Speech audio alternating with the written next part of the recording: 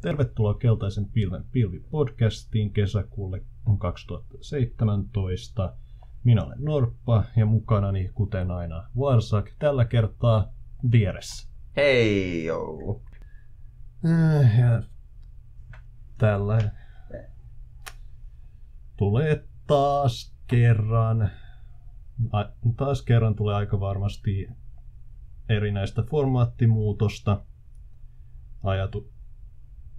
Varsakin aloitteesta ajatuksena, että lähdetään, että tämä kokonainen podcasti laitetaan vielä jonnekin, mutta jaetaan jaksot eri niin kuin keskusteluaiheiden pohjalta niin kuin osiin ja laitetaan osat erikseen tänne kanavalle.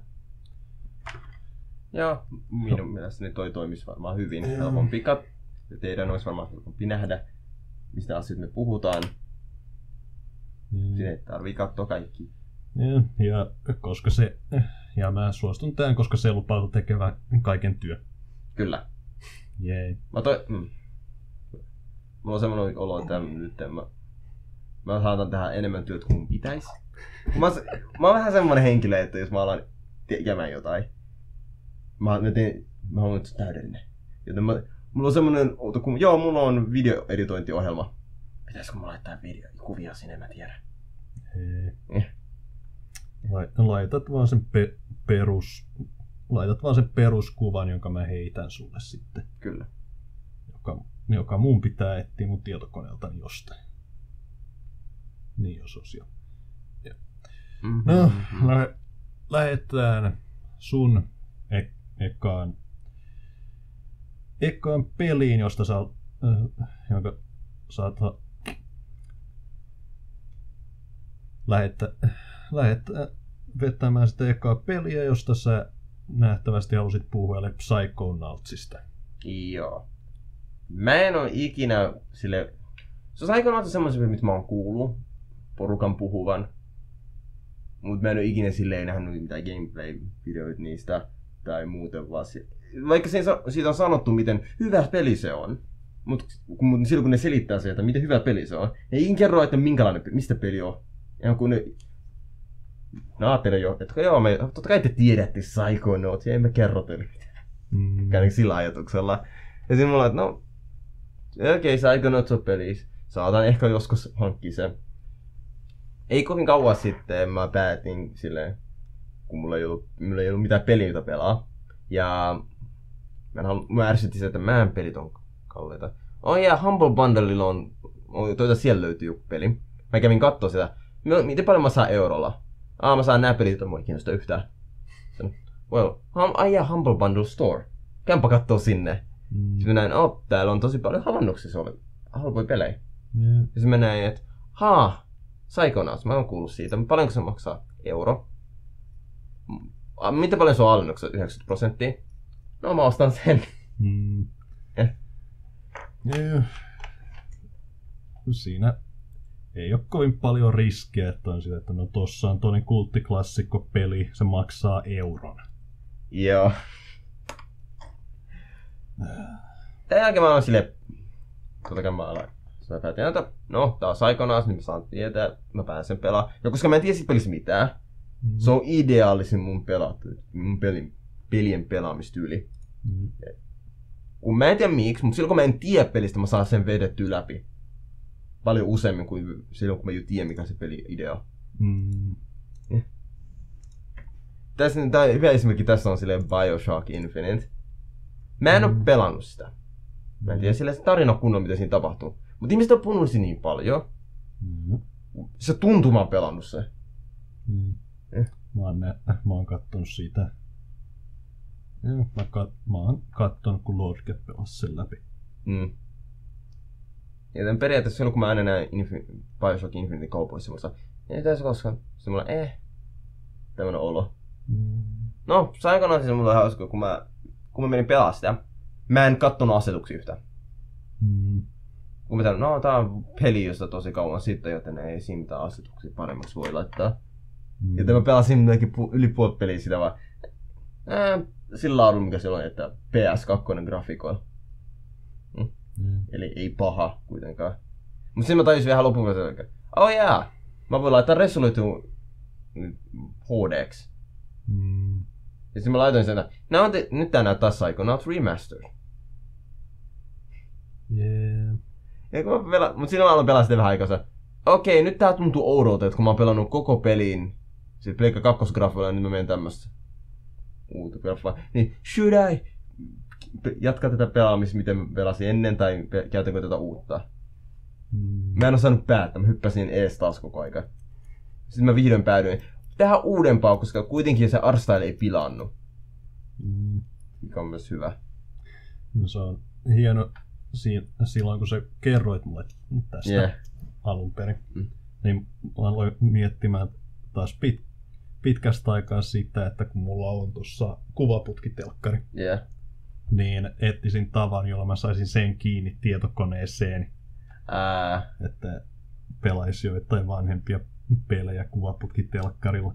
Tietenkin siinä on se, että mitään niistä ei ole tarkoitettu pelattavan se kuvaputkitelkkarilla, ellei mä lähde emuloimaan GameCube-pelejä.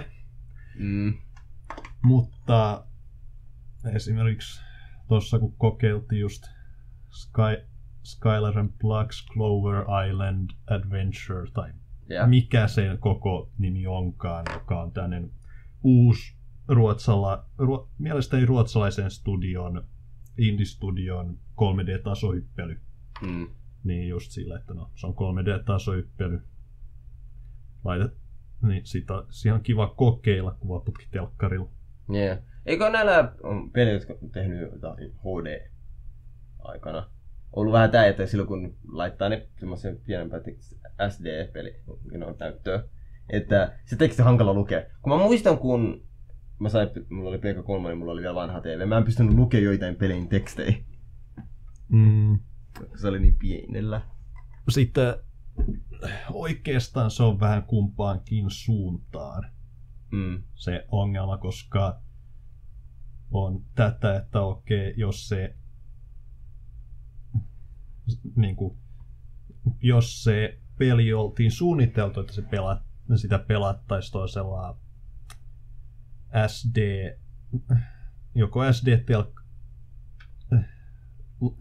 SD-telkkarilla tai peruskuvaputkitelkkarilla, niin sitten kun sä laitat sen HD:lle, niin se teksti on ihan liian pientä luettavaksi. Koska teksti koko lukua 8 on niin se on tietenkin selvästi pienempää näyttö on tämän muun näytön kokoinen näyttö. Sen resoluutio on sen koko vaikka mielestäni 24, 23 jotain sellaista. Ja se niin siihen laitetaan teksti, joka on kokoa 8. Niin kuin pistekokoa 8. Kun reso tippuu, niin se teksti tietenkin kasvaa, koska se teksti tietenkin kasvaa, koska se on koko ajan sen 8 pistettä. Joten jos tulee vähän pisteitä ruudussa, niin se ottaa vähän isomman kokosta. Teksti on isompaa, ja sitten otetaan SD-peli, joka on suunniteltu sillä, että sitä pelataan SD-resoluutiolla tai niinku 360p-resolla. Niin sitten, ja heität sen HD:lle ilman mitään erityisempiä muutoksia. Niin se teksti on ihan liian pientä luettavaksi. Eikö se tarkoita myös sille, että jos semmoinen peli laittaisi 4K näytölle, että se menee vielä pienemmäksi? Periaatteessa jo. Okei. No toi aika. No mä en tiennyt. Oppihan ne tästä aina uutta. Näitä asioita, jotka tulee, joista jää se jälkipäähän, kun tekee random roolipelikuvia ja sitten miettii sitä, että no okei, tää on tämän kokoinen reso, minkä kokoista tekstiä mun pitäisi tähän laittaa, että se olisi oikeasti luettava. No, jatketaan. Psychonauts toimii vähän. Sidetracking, yay! Yeah, back to Psychonauts. Psychonauts on myös tämmönen peli, jota pelatessa mä luulin alussa, että tää on aika varmasti tähdättynyt jonain nuorempia.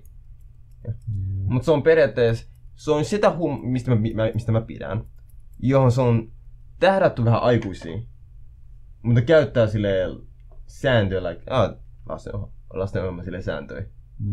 Se on sellainen, sä voisit laittaa se johonkin Disney Channelin tai tommoista, ja se ei mitenkään häiritsisi. Mutta se on kuitenkin se target on se aikuiset. Mutta jos olisit lapsia, sä pelaisit, se olisi hauskaa. Se on kaikille.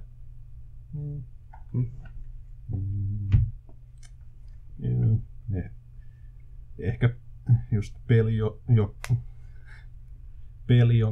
jossa on hahmo, jolla on yhtenä taustajuttuna se, että se tappoi lapsia, niin joko tarkoituksella tai vahingossa, mutta niin ehkä se ei ole ihan suoraan lapsille tarkoitettu peli.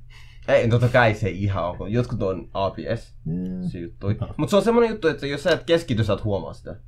No sentään se juttu, jos suoraan ABIOS, vaan sun pitää mennä, niinku, se on secret-paikka, josta se oppi. No esimerkiksi, kun periaatteessa Psychonauts on kun siinä juttuna on se, että sä hyppäät toisen mieleen ja sitten menet platformin maailmaan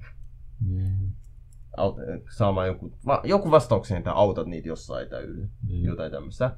Niin siinä on hauska, kun alussa se vaan suoraan tuntuu, että tää lapsi. Mutta siinä on kuitenkin se ei toimi suoraan, että se on sanonut lapsi, kun siinä on tää yksi hahmo siellä. Koska aluksi It's a summer camp, mitä on suomeksi, mä en tiedä mitä sanotaan. Ihan vaan kesäleiri. Joo, on kesäleiri, missä lapsilla, joilla on psychic abilities, psyykkisiä voimia. Joo. Tulee olen siellä, että ne menee opettelemaan, miten ne käytetään niitä voimia. Että niistä voi tulla psychonauts. Periaatteessa mitä sanotaan on se, että yksi niistä opettajista yrittää kertoa, että miksi ne on täällä ja miten ne tekee kaikilla. Mutta kun silloin on tää juttu, että se puhuu ihan kun se on sotilas, silloin on se backgroundi. Joten se puhuu niille lapsille ihan kun sillä tyylillä. Ja se on like, it's gonna be tough out there. Some of you might not come back. Sure. Yeah. It's very dangerous. Mutta sitten on muut opettajat, jotka sanoo, joo ei, tää on kesäleiri kuitenkin, ei täällä teille mitään tapahtumaa. Kesäleiri täynnä psychically gifted youngsters. Joku tulee räjäyttämään jonkun pään. Joo, sä oot oikeassa. Mutta se ei ollut, kun periaatteessa yksi niitä leiriläisistä on tämmönen sini-ihoneita poika. Jonka juttu on se, että sillä on tinfoil hat koko aika, koska se heikentää sen psyykkisiä voimia. Koska se vahingossa räjäytti jonkun pään. Ja leirikoulussa se on näitä oravia, jotka oli sen ympärillä. Ja sillä on joku argumentti niiden kanssa. Että siitä, että te ootte väärässä, mä en tehnyt tota. Olkaa te hiljaa. Sitten eventually tää päähenkilö okei, no jatkaa mitä te ootte jatkamassa, sitten se lähtee pois. Sitten kun se tulee takas silleen oravien ja missään. Ja se hei, mitä mä näin? Sitten kun se lähtee pois taas, niin nähdäänkin, että oravi laski tippumaan from the sky. Palaneena. He made him kablooey. Joten tommosta on siinä. Joten en mä sanois se olisi suoraan. Mut se vibe on hankala selittää. Mä pidän siitä, koska mua on vähän ärsyttää se, että kun on horror-leffa tai jotain tämmöstä, niin niillä ei oo sitä normalcy. Jostain syystä kaikki on pimeät, vaikka se on päivä, ei oikein liity siihen tilanteeseen vielä. Miksi se on pimeät? Silloin kun ainakin on horror koko aika, niin se ei taas ole weird silloin kun hirviö tulee. tässä mä pidin siitä, että se on, tässä on horrific things happening. Mut se on silloin, kun se tapahtuu, it's horrific, ei silloin, kun siitä ei oo. Yeah. Yeah.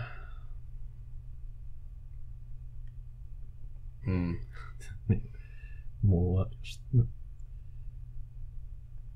on vähän tää, että Psychonauts ei oikeastaan muakaan missään kohdassa niinku erityisemmin innostanut. Ja tietenkin nyt tässä samaan aikaan mä on sillä, että on niinku se fiilis, jota sä kuvailet, muistuttaa mua yhdestä animaatiostudiosta, joka tekee stop motion leffoja. Niinku stop motion lasten kauhuleffoja. Yeah. Mutta mä en yhtään muista, mä en muista yhtäkään niiden leffan nimeä, että mä voisin katsoa, mikä se oli. Mutta yeah. Kuitenkin mä sanon nyt like generalista tästä tarinasta. Periaatteessa siinä kouluopettajina on tää General, joka mä en muista, sitä vaan kutsuttiin General, mutta jotain siihen tyyliin. Niin, se on se, ja sitten on tämmönen naisopettaja, joka on naisopettaja ja miesopettaja, jotka on Agent Who Are Psychonauts, tekee niiden juttui, niin ne on siinä leirissä opettamassa myöskin. Yksi niistä on se mies, muistan se oliko se Saslow tai jotain tommosen nimi oli. He is Jewish. Ja sit se missä tekee sen työtä on there's fences that Saksassa sanoo keep out, forbidden ja kaikkea tommoista. Ja mä tiedän sitä lukee sen, kun mä osaan saksaa nyt. Ja sit se on, toinen opettaja on, naisopettaja on semmonen fun-loving, relaxed teacher. Periaatteessa siinä alussa introduction näytettiin tää päähahmo, jonka nimi on Rasputin, jonka kutsutaan lähellä lyhyemmällä nimellä Raz. Se tuli sen paikka, kun oli tää leirikoulun ekat päivät, missä selitettiin, miten asiat toimii, niin se periaatteessa yritti kuunnella salaa. Jonka jälkeen sitä huomattiin, joten kaikki nämä opettajat päättiin, okei, psychic powers, vedetään sut pois. Mutta sitten tajusin, että jostain syystä me emme pystytä tehdä niin helposti. Eventually me saatiin selville, että okei, miksi sä oot täällä, poika? No, mä haluan tulla psychonautiksi. Ja after doing a speech, niin se kenraali päätti, että yeah, accept this boy. Kuitenkin ne muut opettajat päätti, että joo, soitetaan niille sun vanhemmille. Ja kerrotaan, että sä oot täällä. Mikä se me voidaan vaan pitää sut täällä. Jos sä haluat olla täällä. Ja hauskasti kuitenkin tämän jälkeen silloin sanottiin, että sä oot paripäivää täällä ennen kuin sun faija tulee. Joten here we go. Ja siinä on, no pari päivän sisällä musta pitää tulla psychonaatti. Koska se on jo tosi hyvä sen psyykkisissä voimissa. Ja se on akrobaatti, kun se on sirkuksesta. Joten sillä selitetään, miksi se osaa platformata. Ensimmäinen juttu on se, että nyt mä muistan, se kenraalin nimi on Olander. Ja se eka juttu, mitä minä on sanonut, että sillä oli class in session, jonka juttu on, että sä menet sen viereen ja sanoo, okei, sä menet mun mieleen, jonka jälkeen siinä on obstacle course, jonka sun pitää vetää läpi. Joten periaatteessa, koska his mind is a mess, and he has a lot of sodasta traumoi, niin periaatteessa on battlefield se mieli. And things exploding and stuff like that.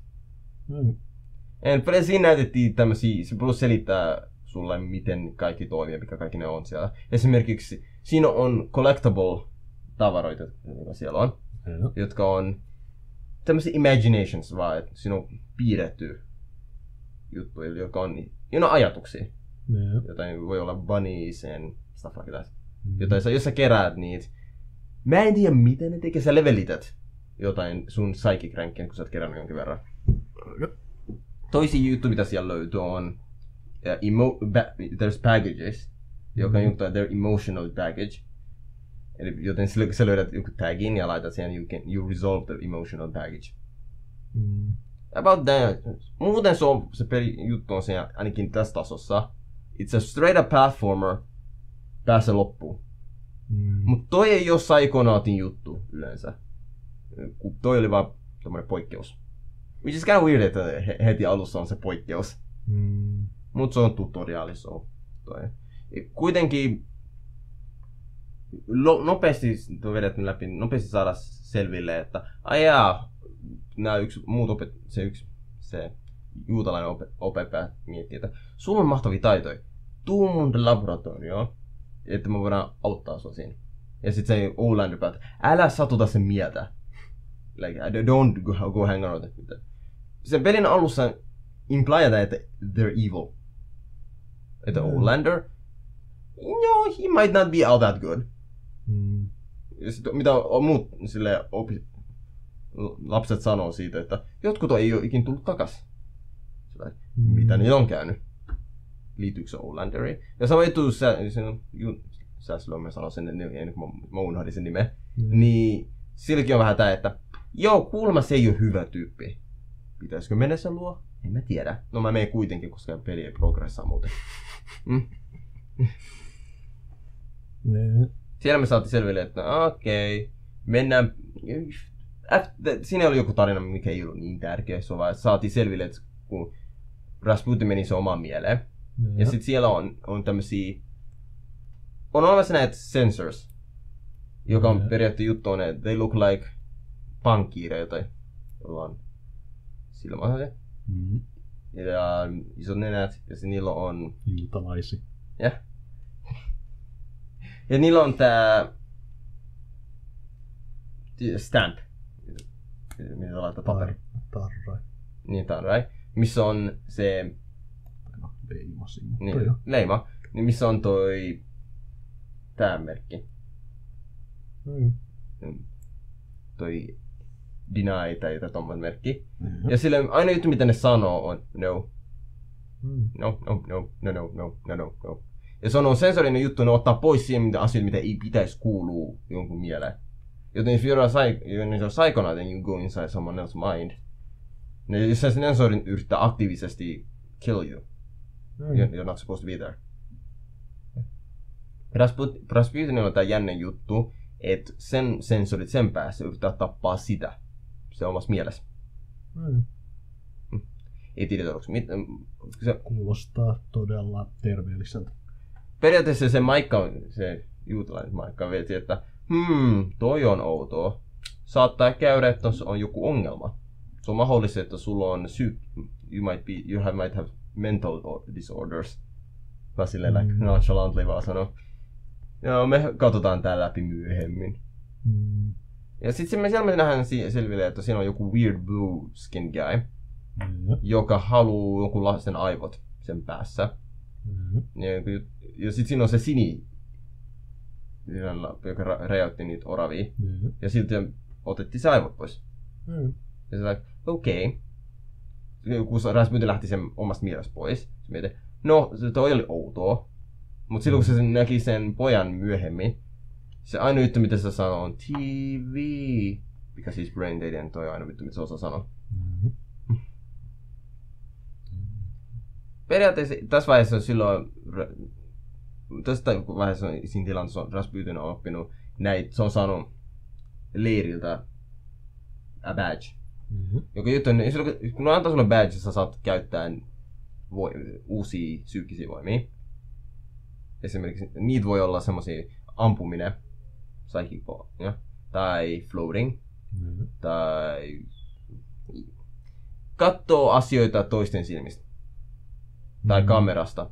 There doesn't seem to be a rule with that one. Kaikki on vähän tollasta. Cool juttu on se, että kun periaatteessa, että Rasputin voi jatkaa sen adventurea auttaa kaikki näitä, niin se piti oppia levitation, jonka se oppii siltä yhdeltä Maikalta, sitten naismaikalta. Ja silloin kun se meni sinne, ja kun se meni sen päähän, meni tutkimaan, it's a party inside her head. No. Joten periaatteessa asiat menee hyvin. Sitten mä vahingossa, kun mä olin jatkamassa asiaa, mä menin semmoiseen paikkaan, johon mun ei pitänyt mennä. No. Koska kun mä vahingossa päädyin sinne. Sitten periaatteessa oli semmoinen pimeä huone, missä on lasten tavaroita. No. Ja sitten siellä on a safe, kassa. Ja silloin kun se kassa aukas, no yksi näistä collectible myös juttuista, se kertoo tarina. Se näytettiin tarinassa tästä yhden naisopettajasta, jolloin sillä oli se työskenteli jossain varmaan paikassa, jossa on lapsi. Mun se oli päiväkodissa tai tässä. Ja silloin oli hauskaa, että yhdessä päivänä se meni ostamaan jotain. Ja kun se oli takana, niin se huomasi, miten son päiväkoti oli palamassa. Yeah. Sitten se näki, miten she was distraught, miten children dying. Ja jälkeen toinen juttu on se, että on weird ala treasure chest. Kun sitä aukaisi, siitä tulee punaista valoa. Jos hyppäät siinä alla, sä menet semmoiseen cageen, jossa on tämmöisiä weird olentoja. Ne on cagein ulkopuolella, joten ei pysty tehdä mitään. Mutta se on tässä kohtaa mulla okei, mitä tää tarkoittaa? Mä en vielä tiedä, mikä toi tarkoittaa, kun mä en ole saanut siihen vastausta. Sillä ei. Varmaan siinä pelissä itsessään kerrotaan se vastaus, mut sillä ei. Mulla on sellainen vähän sellainen käsitys, mitä mä oon internetissä just tästä jutusta selailu. Niin tää on siinä samassa mielessä, että nämä kaksi juttua oli siinä samassa mielessä. Eli se, mitä yksi niistä teorioista, mitä internetistä löytyy, on se, että tämä opettaja sytytti se palo. Okei, toi on jännä. Tässä on ymmärrettävää. Eventually kuitenkin se lähti sitten pois, sitten periaatteessa sai ton Levitation Power jatkoi täällä.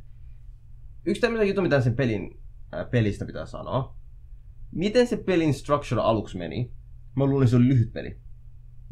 Koska näytettiin Olander, jonka jälkeen Olander ekan tason jälkeen tuli se toka taso, joka oli se Sasloin, mikä onkaan se opettajan kanssa. Se on jo 2 tasoa, tai siinä 2-3 tasoa siitä tuli yhteensä. Jonka jälkeen näytettiin apparently the Big Bad.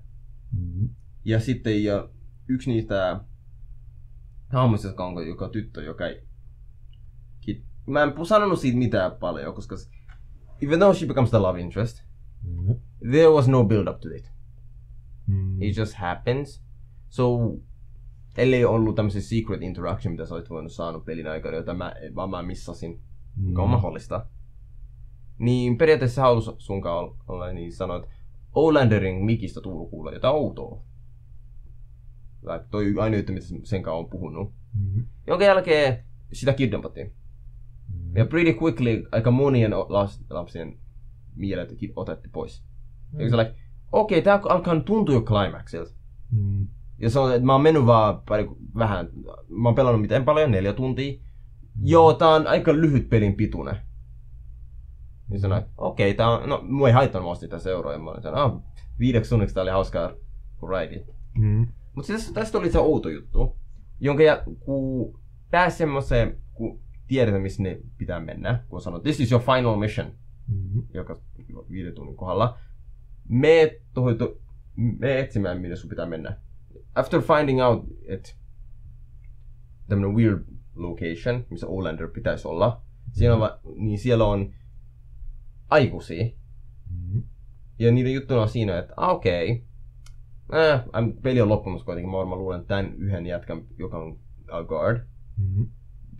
Siihen mieleen pitää mennä, jonka jälkeen menee final confrontation. Ei, koska siellä on yksi hankalimmista tasoista, because he's actually cuckoo. Koska se he's a conspiracy theorist. Yeah. And the fact that he is makes se mielenmaailma really fun. Koska se näyttää, että kun sen sanoo, että I'm not to open this gate, we have to find the milkman. I am not the milkman. Just tolla tyylillä saa puhua, et you know what? Ja sit se puhuu koko ajan random conspiracy stuff. How corrupt the milk companies are. And stuff like that. Ja kun menee sen mielen sisään, niin se on hauska miten you're in a suburban alueella. Että siinä on tuossa talo ja sitten girls selling cookies ja kaikkea tommoista. Niin se on hauska miten silloin kun sä kävelet vähän eteenpäin, niin sulla on näitä men with trench coats, jotka seisoo vaan siinä ja niillä on joku tavara. Esimerkiksi eihän se ole, että I am a plumber. I like to plumb things. Ja silloin, jos sä kysyt niiltä asioita, niin ne alkaa olla esimerkiksi, what are you doing? Like, I am the plumber. What do you think I am? Who are you? Silleen tämmösen like, tuolla tyyliä ja sitten, what do you know about the milkman? Like tuolla ja sitten, että sä pääset niistä ohi, sun pitää löytää, että itse oma stop signi. Like, I'm a stop, like jos sulla on sama juttu mikä niillä on, jos on yksi stop sign, että sanoo, there's a construction here, you cannot go, I am a construction man.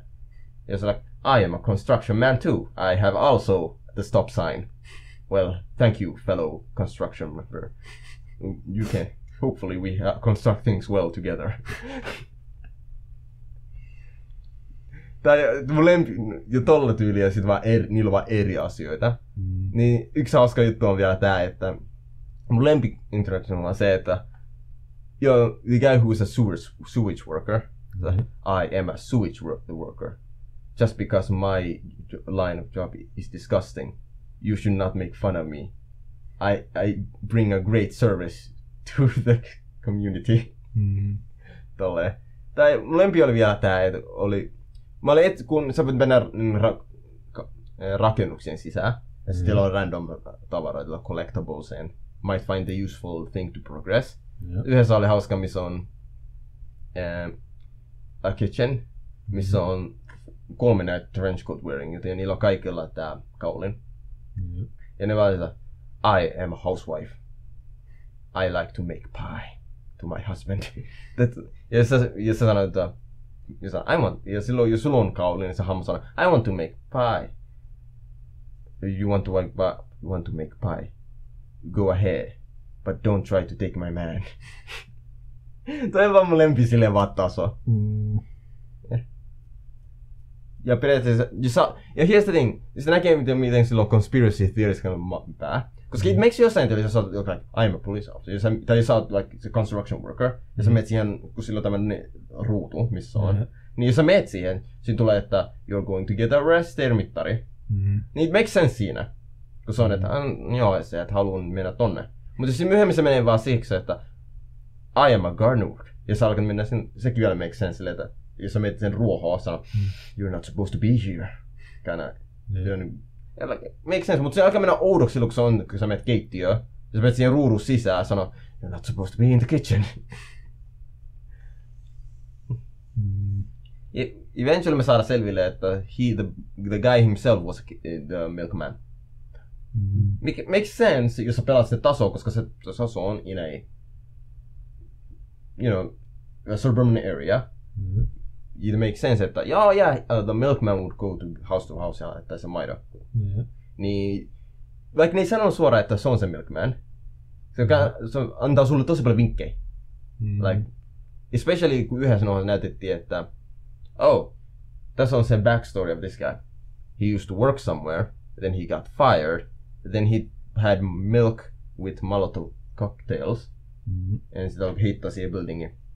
And then after that he was put in the insane asylum. Okay. Sounds about right. Mä en halua, jos oot huomannut, mä oon selittänyt tämän tarkkaan, että on vaan se, kun toi on hauskin taso. Tämän jälkeen jos okei, se on I am the milkman. Jonka jälkeen, I must burn down this insane asylum. Ja se ottaa jostain repäsee Molotov cocktaili in a milk bottle. Ja se alkaa kävellä sisään, jonka jälkeen se määttää, että alkaa heittämässä to the building. Ja sit se, mä odotan, että no cutscene is gonna happen when he's gonna throw it and the game is over or something will happen. Mut siinä vaan näytetään, miten se vaan on valmis heittämään sitä, ja se kärsi tärisee, mut mitä ei tapahdu. Ja sit se luulee, maybe if I hit him. Ja se lyö sieltä, au! You cannot stop me to finish the final delivery. They're like, okay. Mä aluksi mitä pitääkö mulle löytää jotain mitä? I don't know. Ja ehkä mun pitää tehdä jotain. Mutta sitten mä huomasin, tässä tasossa, viimeisessä tasossa on kuitenkin tää, että sun pitää kerätä you know, the kids' brains who are in nice bottle, nice container things ympäri sitä Insane Asylumia.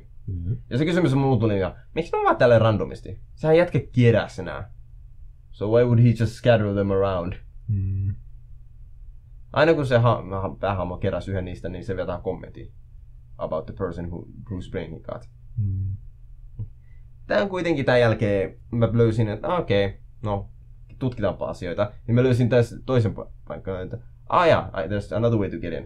There's this woman who's in, joka on apparently an actor, or theater actor, joka on täällä. Ja silloin kun sä näet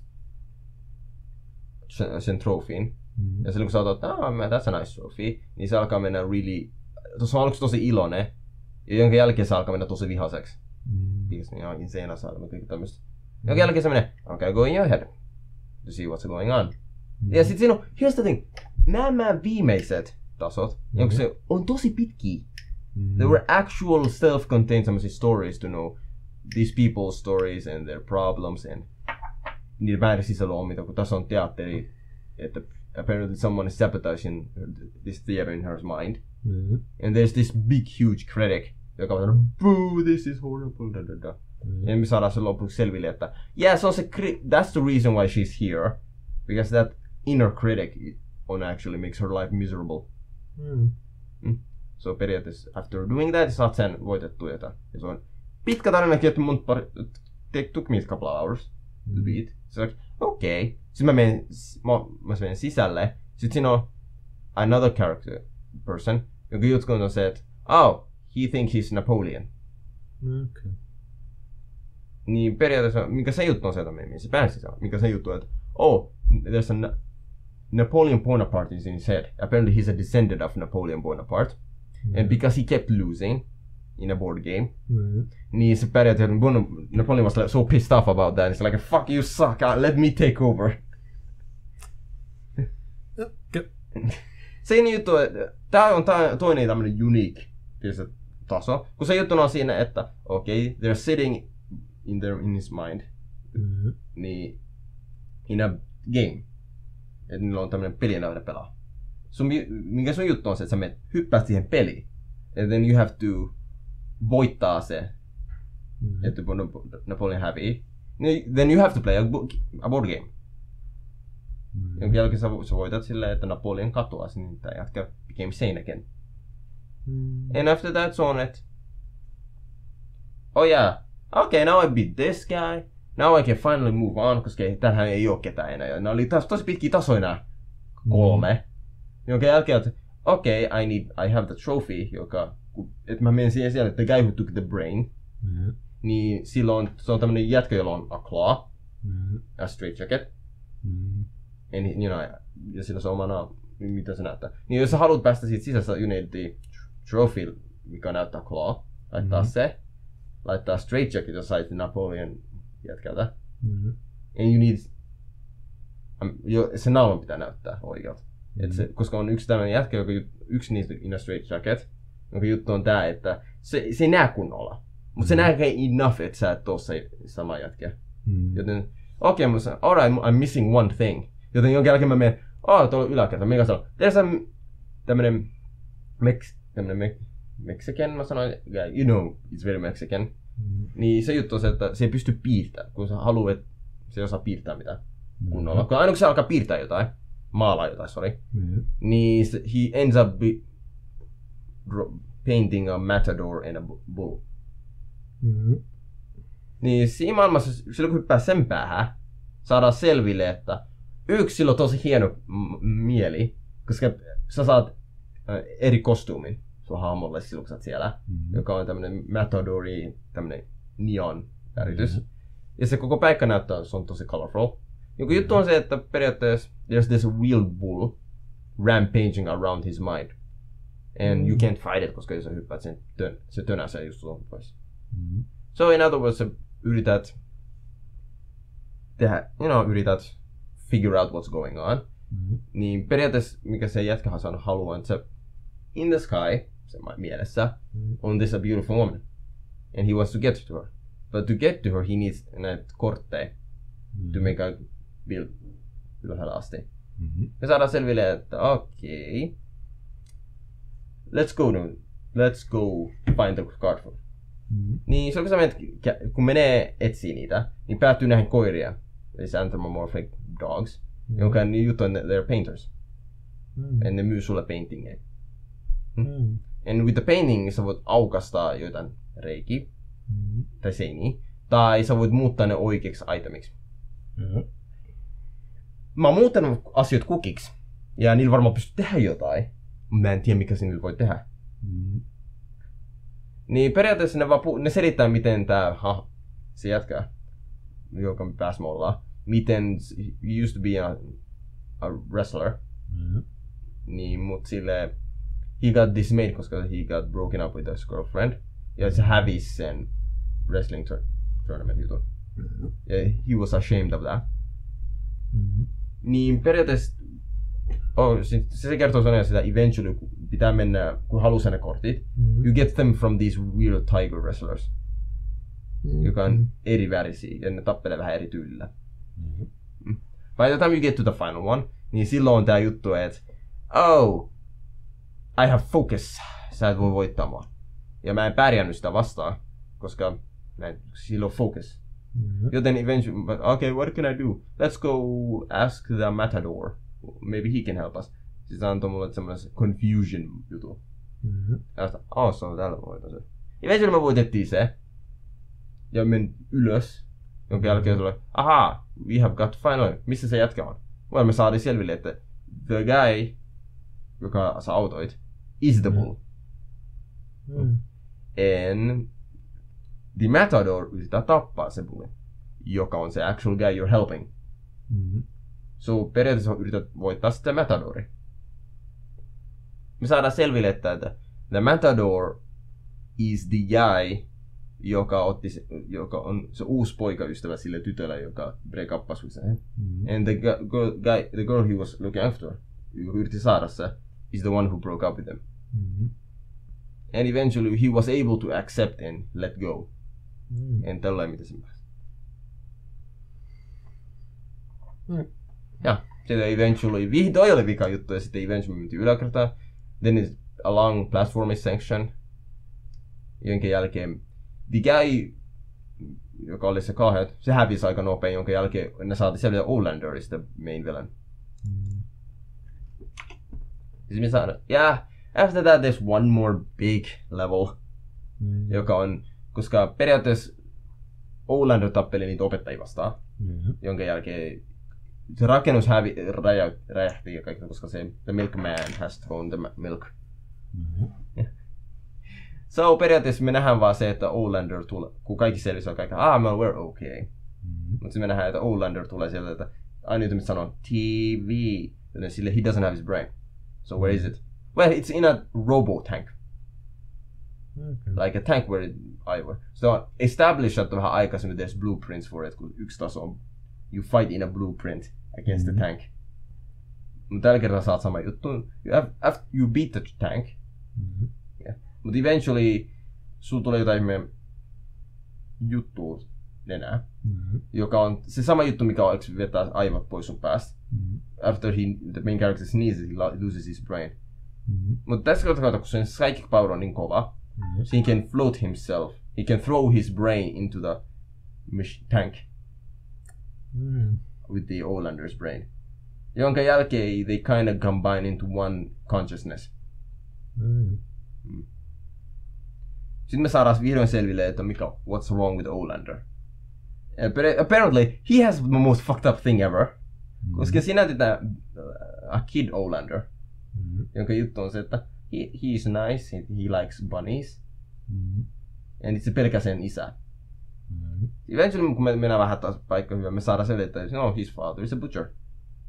Ja periaatteessa sen, kun löytettiin yksi niistä safeista, niin näytettiin, että no, mitä sille käynyt? Joka on apparently, että Olanderilla oli bunnies. Ja sitten se faija oli, well, fuck. It's meat, it's food, son. Let me take your bunny and cut its head off. Ja samalla kun that kind of fuck him up. Mutta tää paikka taso on sama aikaa tämmönen butcher shop. Enää se on fuusio siitä ja mikä se kutsutaan? Circus. Koska se on molempien. Joten se eka villain, joka näkyy siinä tasossa, jota pitää voittaa, on se faija. Tää Olander faija. And he actually is kind of intimidating siinä pelissä, koska se on tosi iso. Ja se vähän kertoo, että miten sen Olander näkee sen, kun se juttu on se, että don't run from daddy, or he might need to kill ya. So eventually when you beat him, ja luulet, että things are good.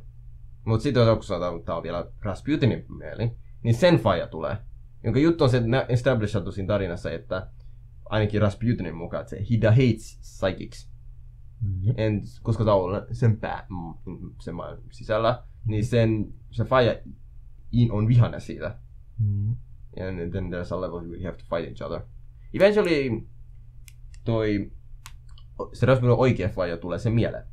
Koska se 2 päivää on kulunut ja se on nyt tullut ja se huomasi, että things are going down.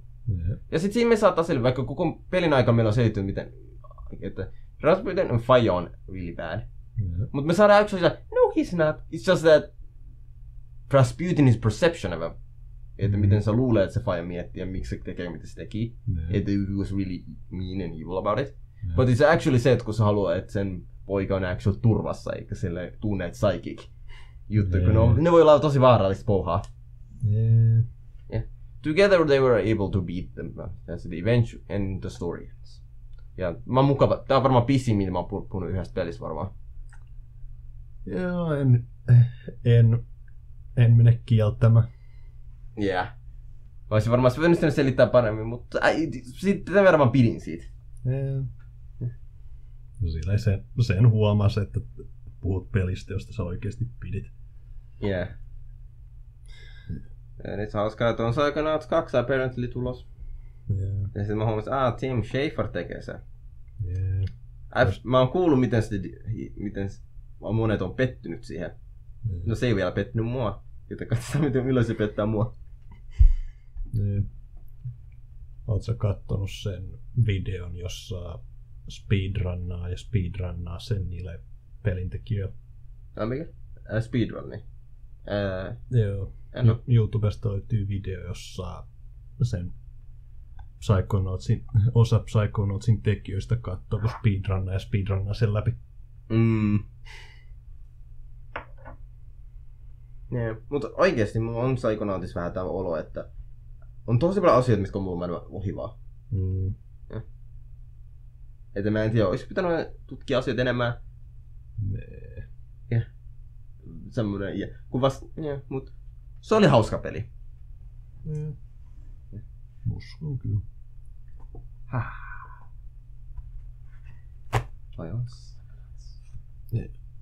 Tuo oli euron arvoinen.